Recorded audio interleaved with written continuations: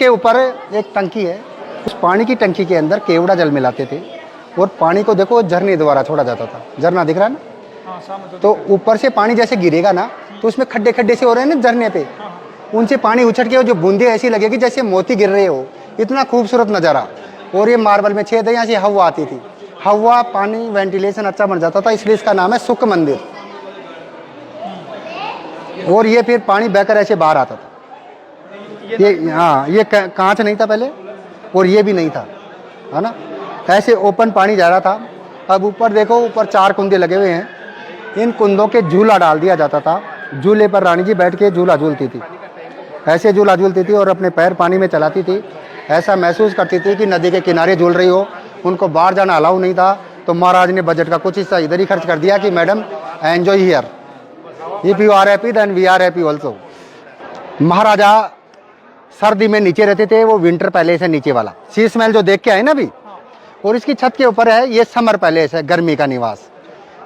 तो यहाँ पर देखिए, एक रानी तो इधर थी, दूसरी रानी उधर थी, और बीच में वो जो 3 दरवाजे दिख रहे हैं वहाँ पर राजा रहता था। अब उसके ऊपर 3 दरवाजों के ऊपर एक पाइप है, देखा आपने, वो पाइप दोनों ओर के डोम से कनेक्टेड है। ये वाला डोम है ना, और वो डोम दोनों पानी की टंकी है।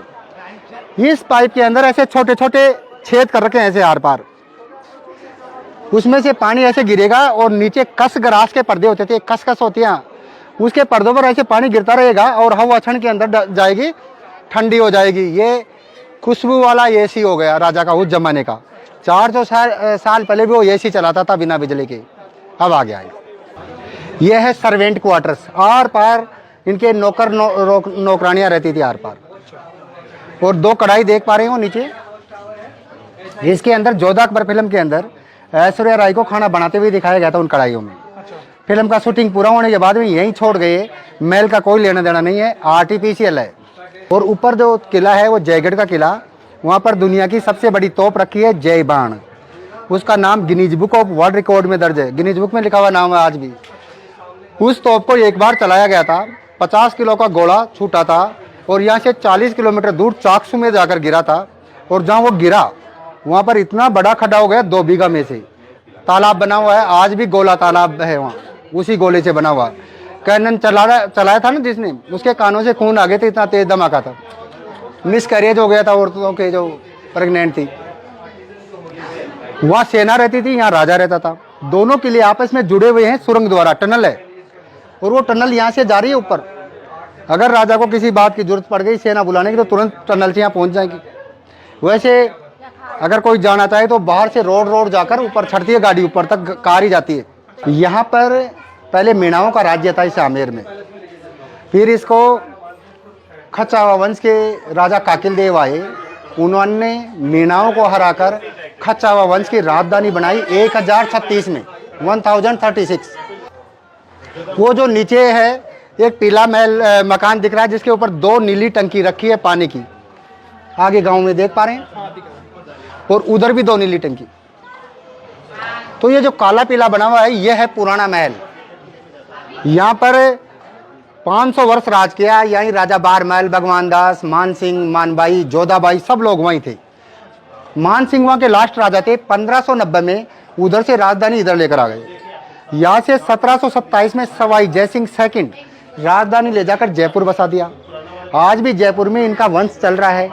राजा है जिसका नाम है सवाई पद्मनाभ सिंह, और वो 25 साल के हैं और 41वीं पीढ़ी चल रही है, 41 जनरेशन अभी भी राजा है, जो इन्हीं के वंशज।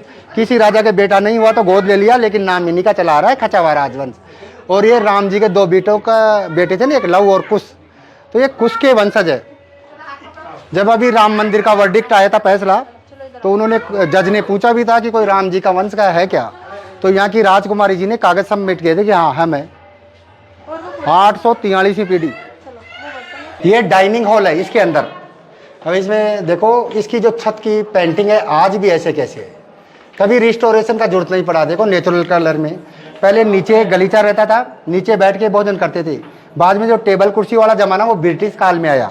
आइए, वहाँ पर नीचे का जो शीश महल है वो तो नीचे का विंटर का हो गया, और ऊपर समर का हो गया, और ये गर्मी की दोपहर और मानसून का रेजिडेंस हो गया उनका, क्योंकि आजकल तो एसी के बटन से कहीं भी कर लो उसी कमरे में, पहले बदलना पड़ता था। यहाँ पर जो आकृतियाँ बनाई है ये मुग़ल आर्किटेक्चर की, मुग़ल शैली में बनी हुई आकृतियाँ है उनके बर्तनों की। कोई सुराही है, बर्तन है, ये नगीनों के कलरों से होता था, लेकिन अभी तो रिस्टोरेशन हो गया है इसका। तो यहाँ पर पर्दे रहते थे।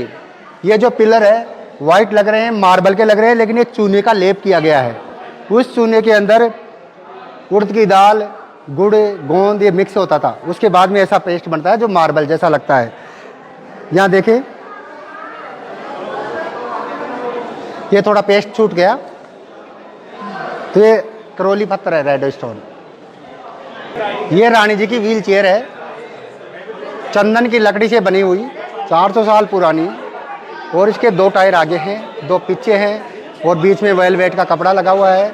और इसके व्हील चेयर के ऊपर जो डिज़ाइन बनाई है जयपुर की मीनाकारी। ये पुराना दरवाज़ा है, चंदन की लकड़ी से बना हुआ, और इसके ऊपर जो डिज़ाइन बनाई है हाथी दांत का है, आइवरी। हाथी दांत का जो बड़ा दांत होता है ना, टस्क, उसके स्लाइस काट काट के देखो ऐसे डिज़ाइन। और ये डिज़ाइन सेम इस गार्डन से लिया गया, देखो गार्डन का पैटर्न है, सेम ये डिज़ाइन यहाँ पे था। यहाँ तक तो हो गया इनका दीवाने खास। अब इसके बाद में सेकंड पार्ट में चल रहे हैं, वो है मान सिंह महल, राजा मान सिंह जी का, और ये बनाया जयसिंह जी ने। और ये जयसिंह जी का ही था, देखो इसमें भी 2 रानी रहने का एक कमरा तो ये है, और एक जिसमें व्हील चेयर रखी है, और बीच में वही राजा का। System are same. अब आइए, अब मान सिंह जी के पास चलते हैं।